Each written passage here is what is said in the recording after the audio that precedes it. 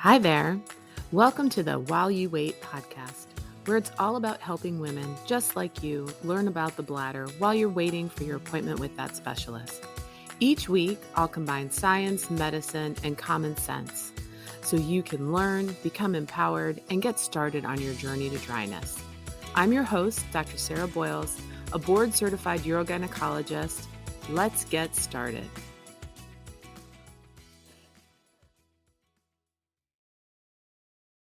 Hi there. I'm going to do something a little bit different today. I've been getting a lot of questions online, and so I am just going to put those all together in this podcast and answer some of the questions that I have frequently been getting asked. Because, I always figure if one person is asking the question, it's just the tip of the iceberg, and there are a lot of people out there that have these same questions. So the first question is about D-mannose. So D-mannose is a natural sugar that is used to prevent urinary tract infections. So this is really important. It is used to prevent urinary tract infections. It is not used as a treatment for urinary tract infections. So if you have symptoms of a urinary tract infection, that's something that you should talk to your provider about, and that should be treated with an antibiotic. But D-mannose is something that we have traditionally used to prevent urinary tract infections. And for women who get recurrent urinary tract infections, it's a pretty devastating problem that impacts your quality of life and keeps happening time and time again. So the question about D-mannose was, how well does D-mannose actually work? And the truth is that we don't actually know. So there was just a Cochrane review that came out. And a Cochrane review is when they go into the literature and they look at all of the different studies and they pull all of the studies. And there have been a lot of studies on D-mannose, but in this review, they felt that the quality of the studies was actually very poor. And so it was really hard to come up with a conclusive recommendation. And, a Cochrane review is one of the most rigorous reviews that we have. Right now, I would tell you there is no data. There was one study, and they talked about this in the review, where they looked at D-mannose versus nitrofurantoin, which is an antibiotic. And in that study, they did find that D-mannose worked better than the antibiotic in terms of prevention, but they felt that that study had a lot of limitations. So clinically, we still use D-mannose to help prevent infections. There aren't a lot of risks with it. It's very well tolerated, and it anecdotally does seem like there is some benefit. There are multiple studies. There are about 6 ongoing studies right now. And so we should hopefully have more data soon. If these more rigorous studies show that it doesn't work, then I would stop using it. And one of the things that we're really trying to do with recurrent urinary tract infections is to prevent giving prophylactic antibiotics. So a prophylactic antibiotic is a small amount of antibiotic that you take every day to prevent something. And the risks of that in terms of developing bacteria that are very resistant to things, of getting side effects, the risk of that is much higher. So that's what we're really looking to avoid. So with D-mannose, I would tell you we still clinically use it. There isn't a lot of data to support it. There aren't a lot of risks with it. And there will be more data that's coming out soon. And we'll see what the bottom line is at that point in time. So the next question that I got asked was about natural supplements in the bladder. So are there any natural supplements that can help with the bladder? And I think one of the important things to look at is vitamin D deficiency. So vitamin D deficiency is really common. I live in the Pacific Northwest, and we joke that we think everybody has it. You get your vitamin D by sun exposure, you get it in food, supplements, and vitamin D promotes calcium absorption in the gut. It's needed for bone growth and for your bone to be able to remodel. It's also needed for muscle function. It can decrease inflammation, and it modulates a lot of pathways that control cell growth in your neuromuscular systems and your immune systems as well. It also impacts glucose metabolism. So there have been a couple of studies that have shown that there is an increase of overactive bladder and urgency urinary incontinence with vitamin D deficiency, and that if you take supplementation, right, so if you take vitamin D, that it reduces that risk. this review that showed this was in Nutrition Reviews in 2024 by Zhang. And then there was also in 2023 a randomized controlled trial where they gave postmenopausal 8 weeks of vitamin D supplementation in women who were low, right, whose vitamin D levels were less than 30 nanograms per milliliter. And they found that by replacing them, the severity of their urinary incontinence got much, much better, and that they got up at night less, right? So there was less disruption in their days. So it improved their symptoms. So I think looking at your vitamin D levels and then supplementing can help your bladder. But it's also something that's good for your overall health as well. And so that is an important thing to check. And then the other natural supplement would be vaginal estrogen. So vaginal estrogen can help with recurrent urinary tract infections. It can help with urgency urinary incontinence and overactive bladder symptoms, as well as vaginal symptoms like vaginal dryness. And that is something that we give frequently to help prevent these symptoms and to treat overactive bladder symptoms. So, if you're someone who has developed a lot of urgency, you've recently gone through menopause or you're in a perimenopausal period, so that timing of decreased estrogen seems right. I think trying vaginal estrogen makes a lot of sense. I seem to be getting a lot of questions about urinary tract infections. And one of the questions was, if you have an asymptomatic urinary tract infection, do you have to treat it?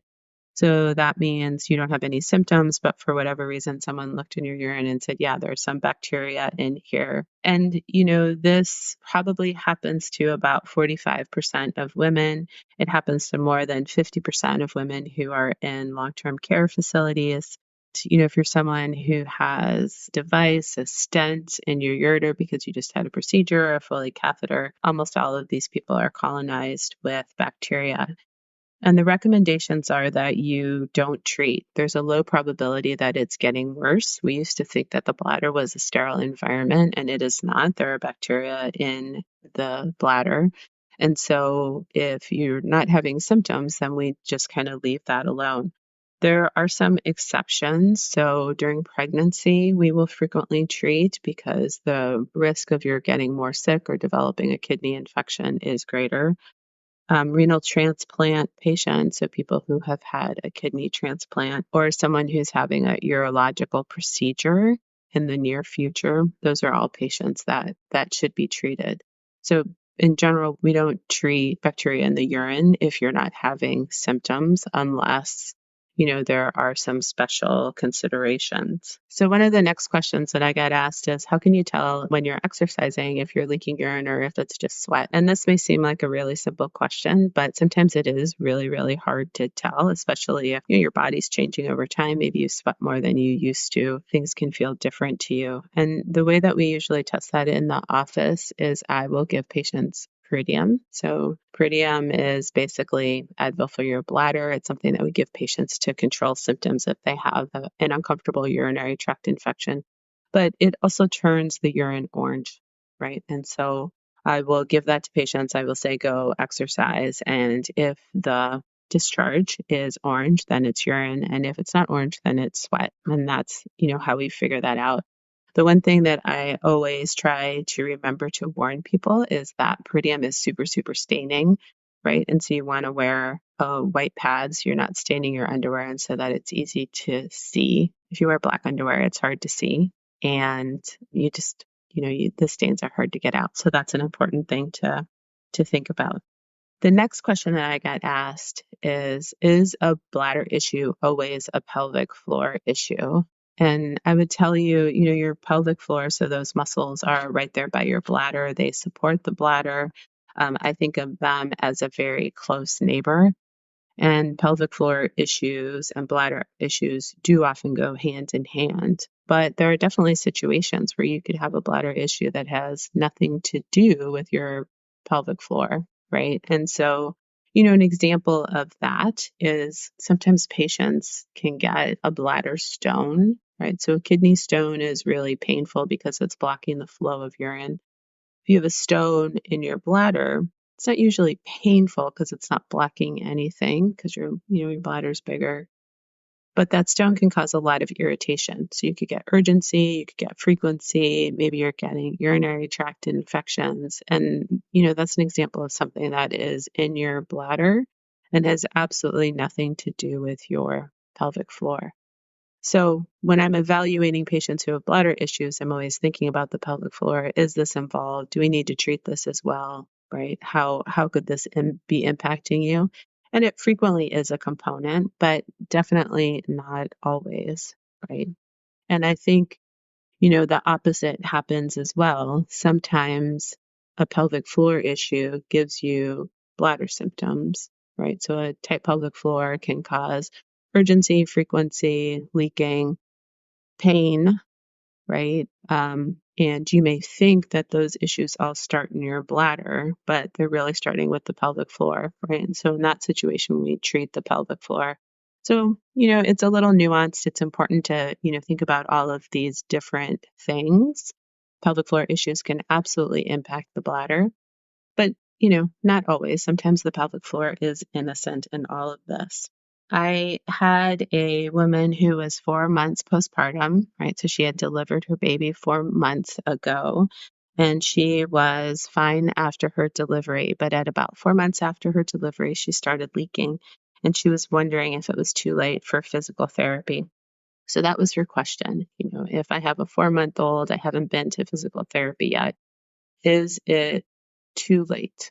So this is a little bit of an unusual scenario. Usually, if you're going to leak, you leak right after delivery, and then it, hopefully gets better. Maybe not 100% better. It's a little unusual to not leak at all for 4 months, but there are reasons why you may not notice it, right? I mean, maybe at 4 months she started running, and that's when she noticed it, and she hadn't been active before then. Maybe she'd had a lot of bleeding. They're having a new baby is very distracting. She may just not have realized it, which I know sounds funny, but is definitely true in that early postpartum period. So sometimes, this can happen. But I think the important thing to know is that no, it's not too late for pelvic floor physical therapy. It's a great time for pelvic floor physical therapy. So right after you deliver, your muscles frequently don't work very well for a while. So there's kind of a temporary nerve injury, I would say, and they really don't respond particularly well. There are a lot of reasons why that happens. And so sometimes doing physical therapy is really hard because your body just isn't responding for 4 to 6 months after delivery. So going at 4 months is probably, ideal for a lot of women. The other thing I would tell you too is that it's never too late, right? If you have a 10-year-old and your leaking started after your delivery and you haven't been to pelvic floor physical therapy, it's still a reasonable idea and an excellent treatment. So, it is never too late to go to pelvic floor physical therapy. Sometimes it's not the full answer, right? And maybe you need something else, but it is almost always part of the solution. And so reasonable to start at any point in time. And then, the last question that I'm going to go over today is, if you are in your third trimester of pregnancy, right? So you're getting towards the end of pregnancy, what can you do to address bladder symptoms, right? So urgency and frequency, feeling like your bladder just won't hold anything. And I would tell you there's really very little that you can do at that point in time. And the reason for that is, your uterus and the baby is just taking up a ton of room. Your uterus basically sits on your bladder and you can't fill. There really is not enough room. It is just the baby taking up much more space besides all of the additional fluid that's in your system. And so, unfortunately, that's something that you just kind of have to power through and wait for the pregnancy to be over. And then, almost immediately after you deliver, right, once there is more room in your belly, your bladder will fill up again, and that urgency and frequency should go away. There can be other things that happen at the time of delivery and some things that have to be assessed. Sometimes after a delivery, you can't empty for a while, you get super full. I mean, the bladder can get stretched out. I mean, there are all different kinds of things that can happen. But in general, I would say once the baby is gone, there's more room for your bladder, and so your bladder fills up and those symptoms go away. So it can be really uncomfortable, but unfortunately, it's just the way it is. And I think for women who have bigger babies, they can have more bladder symptoms. For women who have multiples, right? So twins or triplets or more babies, there's just more stuff taking up room in your abdominal cavity and just less room for your bladder. So you're going to get temporary bladder symptoms that should resolve pretty quickly. So I love answering questions. If there are any questions that anyone has, just send them to me and I am happy to address them to the best of my ability. And just know that if you have a question, I'm sure someone else has the same question. And so, you're helping someone else out by asking your question. And sometimes, really, simple questions like, how do I know if it's urine or sweat? Those are things that people wonder about all the time. And, that can be what I would call a diagnostic challenge, right? So it's a great question. Don't be afraid to ask any little question because that's how we all learn. Thanks for listening. If you want more information about me or my online work, check out my website at www.thewomensbladderdoctor.com.